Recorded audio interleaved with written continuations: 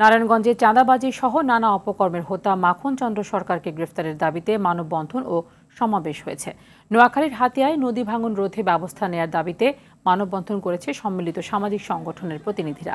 শিক্ষার্থী আহসানুল ইসলাম দীপ্তর অকাল মৃত্যু ও সহপাঠীদের বিরুদ্ধে মিথ্যা মামলা প্রত্যাহার দাবিতে গাইবান্ধায় মানববন্ধন হয়েছে। বরিশাল বঙ্গবন্ধু উদ্যানের প্রশাসনিক নাম বাতিলের দাবিতে মানববন্ধন করেছে স্বাধীনতা ফোরাম জেলা কমিটি। ব্রাহ্মণবাড়িয়ার কসবায় সাবেক আইনমন্ত্রী ও সাবেক উপজেলা চেয়ারম্যানের বিচার দাবিতে মানববন্ধন হয়েছে। ময়মনসিংহের ফুলবাড়িয়ায় এনায়েতপুরে ইউনিয়নের চেয়ারম্যানের পদত্যাগ ও শাস্তির দাবিতে বিক্ষোভ মিছিল এবং মানববন্ধন করেছে এলাকাবাসী। একই জেলায় দর্জি শ্রমিকদের ওপর নিপীড়ন বন্ধ সহ বিভিন্ন দাবিতে মিছিল ও মানববন্ধন হয়েছে। দুর্নীতিবাদ সচিব ডক্টর ওমর ফারুকের পদত্যাগ দাবিতে যশোরের নোয়াপাড়ায় মানববন্ধন ও বিক্ষোভ মিছিল করেছে গ্রামবাসী।